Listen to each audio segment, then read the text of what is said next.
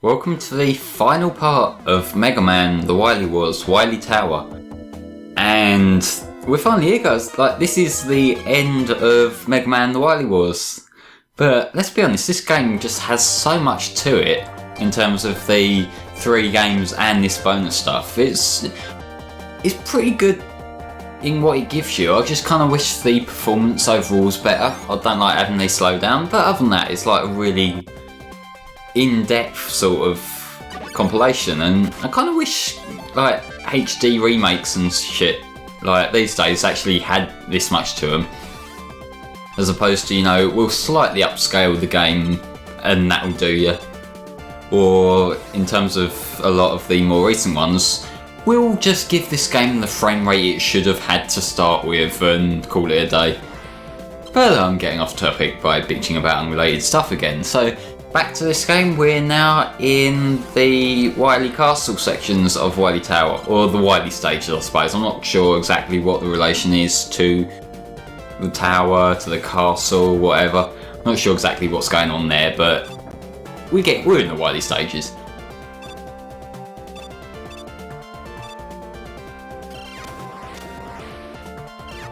So now we get the same tropes of go through the levels, fight more bosses. These could just be more Robot Master stages for all you can tell, really. There's nothing that hugely different to them, I don't think. Except what this section does really well are the alternate routes you can take. Because most Mega Man levels, until there's a couple in 4 I think, and some levels in 6, until then, most Mega Man levels were incredibly linear.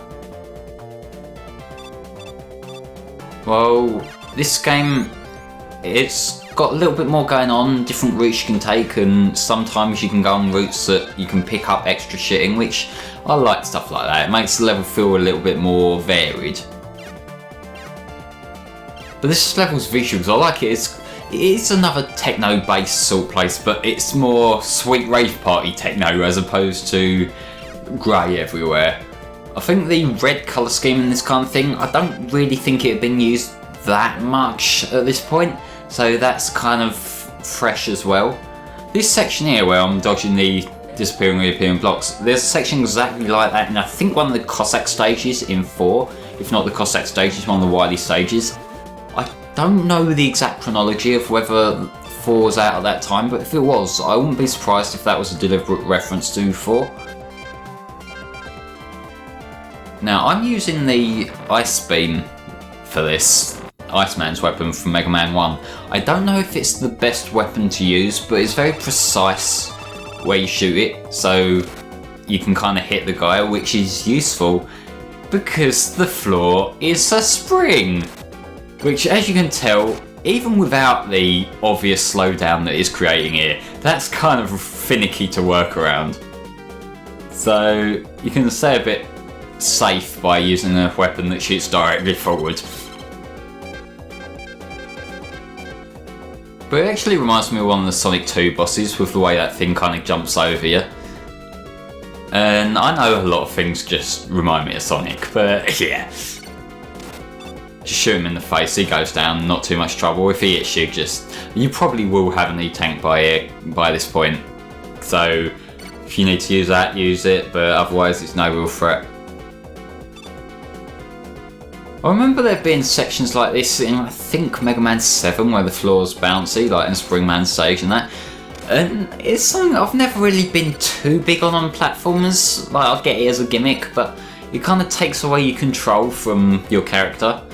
And given control is like one of the most important factors in gameplay in a platformer, it's more of a nuisance. It's kind of like why I don't like ice physics in games, because I like to have full control over what my character's doing.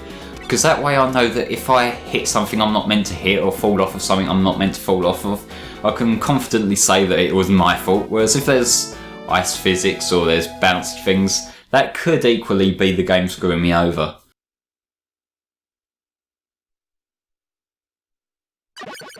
So that's that boss down. I really like the kind of Wily Tower artwork here, the design of the tower in general. I think I've said this about one of the castles, but it feels like there's a sense of climbing up and getting closer and closer to the peak as you get there. And I like that in general. But now, this stage here, there's two things I can point about this from the start. One, there's a lot of blue here, like I bitched about in 2. But more importantly, this music is one of my favourite songs in the entirety of the Wily Wars. And to the point where I don't even mind that it's hilariously out of place for the enemy base kind of vibe going on. Because it's just so upbeat and cheerful. I love it to pieces, this entire song. And I kind of wish there was more to it, because I think the actual track comes to about 1:45, something like that. But it's just so jolly, like you can't be angry when you're listening to this music, and I love it.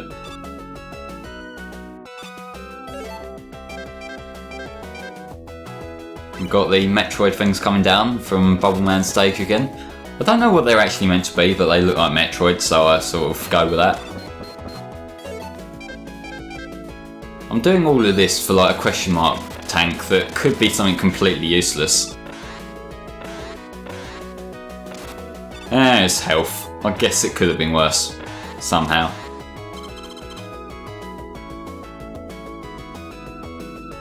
I like Mega Man's little shuffle there as I go through the door. I also love that animation of Mega Man taking a hit as he scrolls across the screen. There's just so many like little things I notice in this sort of thing that just crack me up. And that might be because I'm a bit simple-minded, but anyway. It's these guys from Quickman stage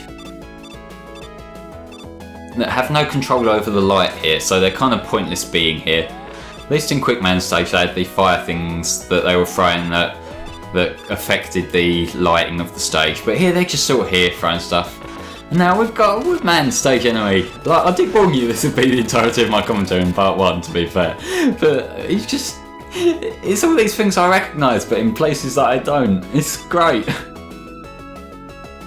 Is this what I guess, like, say a fan hack could end up looking like, I suppose? I haven't actually played with many Mega Man fan projects at all.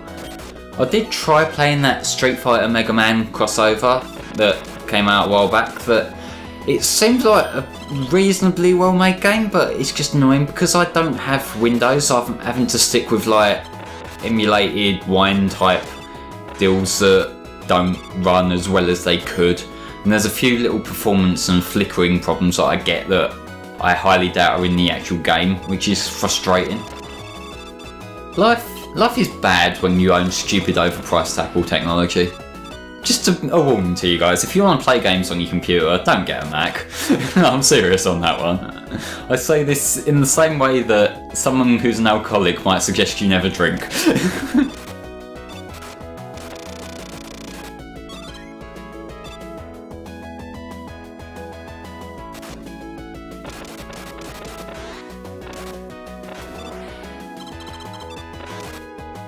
But yeah, on the topic of weak Mac ports, one that has been a recent offender for me is that Freedom Planet game, because there are versions of the game out there for sale on macOS. Don't buy it, because it runs at like 10 frames per second. It's a horribly emulated wineskin type port of it. You're better off waiting for, say, the Wii U port, or if they're going to do a proper Mac port, play like that when it comes out, because it's really not worth it. It's a kind of clone of Sonic type thing where you're gonna want speed, but it runs at like 10 frames per second, so what's the fucking point? But anyway, here's a new boss that it has 2 Gemini lasers, so it can cause double the slowdown. But yeah, just use the Elect Beam. The Magnet Beam works as well, but I think the Elect Beam does more damage. So just go with the Elect Beam. It's probably like 5 hits to kill him. And then when you get halfway, he goes to this thing where he completely stops closing up, so you can just keep on hitting him past that point. But he was a complete piece of piss to take down.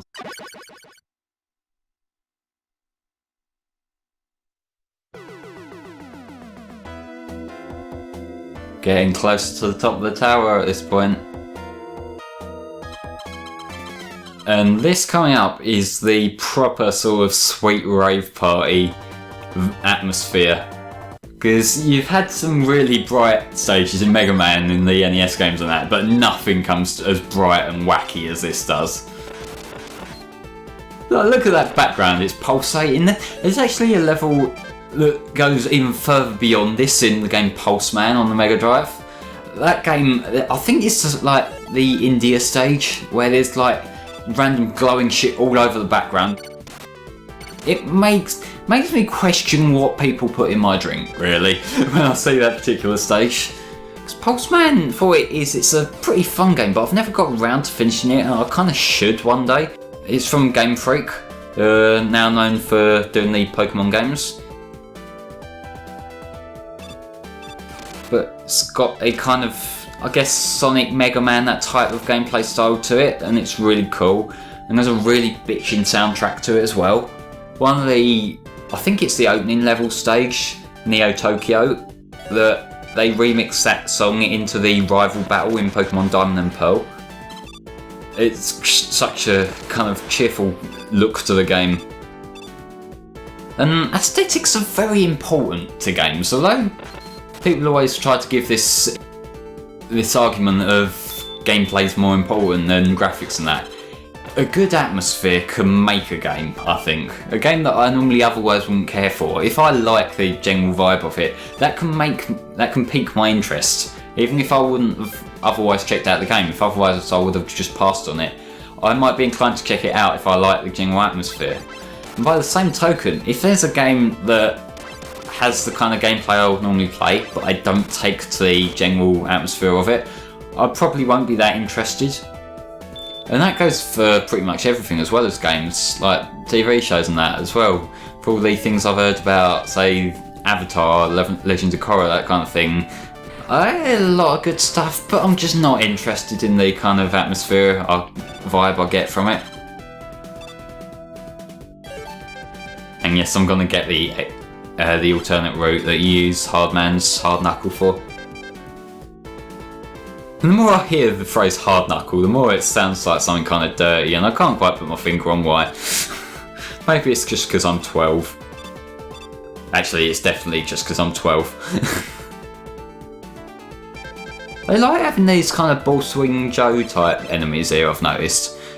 And the good thing is, a lot of them are placed by the tops of ladders, so I can just shoot their little toe and kill them without putting myself in harm's way. This looks like a particular room that I might have seen a lot of times in Mega Man 3, but because it's got that sweet rave party background, it's something else. To me, at least. And now we get to kill tadpoles in space! And because I've got the metal blades, these aren't anywhere near as slow as they were in Mega Man 3, in Gemini Man stage. Because, like I said in that particular part of the playthrough, Gemini stage can go fuck itself. But I don't mind this stuff here, just because I can kind of muller all the little egg things with the metal blades. Like, that would have took me a lot longer if I was having to buster them in Mega Man 3.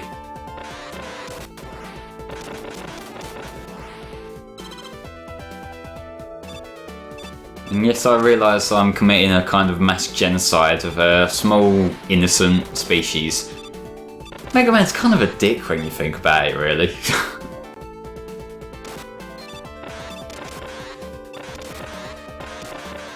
There's one thing that does kind of seem jarring about them borrowing enemies from all different sections of the three games. When you've got, like, top spin enemies, that makes sense in Top Man stage, because that's the gimmick of the stage, having different Dridal type features.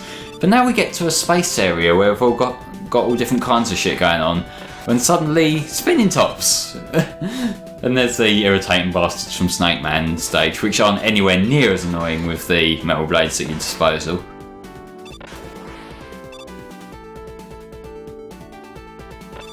And it's the dickhead that adds the enemy, the bullet that follows you. But he's no threat here, because metal blades are glorious things. And now for the easiest boss ever. Let's be honest. This makes Toadman look difficult in Mega Man 4, and that takes some fucking doing. Watch exactly what I do here. provided without commentary.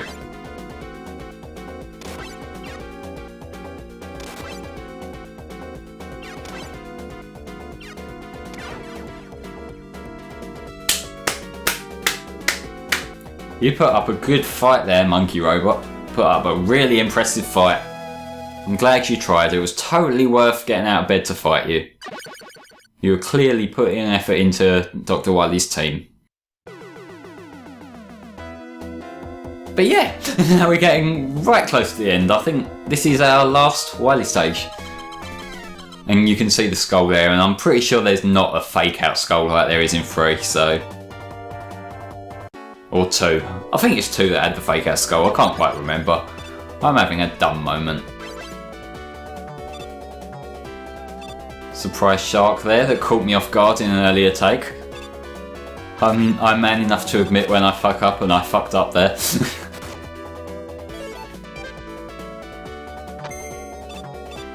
Sorry, Metal Man stage sections, you're no threat to me with my flash stopper.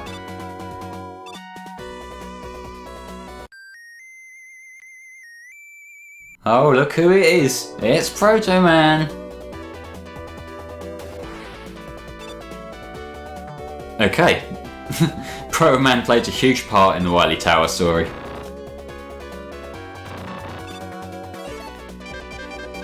But yeah, that was the entirety of the level. Now we just got the final boss, which, to be fair, has 3 phases, but all 3 of the phases are incredibly easy.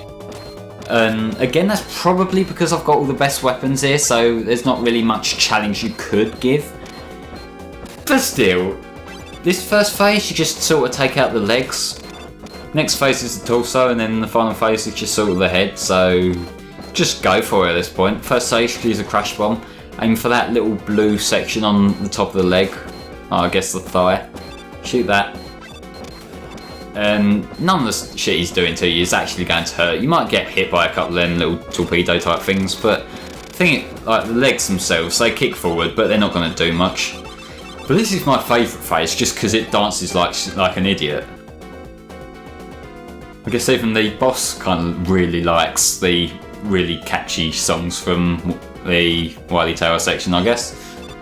But yeah, this you can use either the Elect Beam or the Hard Knuckle, but the Hard Knuckle seems to do quite a bit of damage, so I've just stuck with that. And yeah, you'll get hit there, but you got 8 tanks at this stage, so just wing it. Useful Let's Play advice: if you want to beat the boss, just wing it. I know, I do this a lot actually, don't I? 2 phases down in probably like a minute. Now just switch to your Elect Beam here, and you beat him just as easily as you would think you would beat him with the Elect Beam.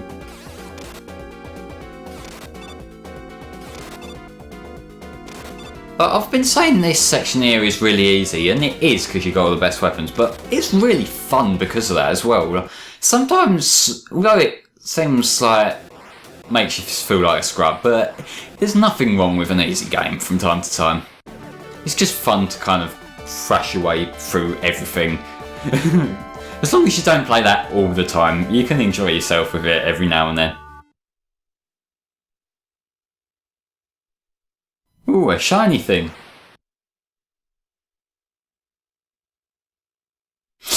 That ran absolutely nowhere. Now the tower is collapsing, and that's got to be Wily down for good, right? He couldn't possibly be coming back in like multiple more games. He's done for good. He's gonna run away. He's gonna give up. But nah. In seriousness, that's the end of Mega Man The Wily Wars overall. It's been fun doing a kind of little side project, little solo thing. Might do a few more in the future, I don't know. But for now, enjoy this ending scene. I'll see you guys later. Goodbye.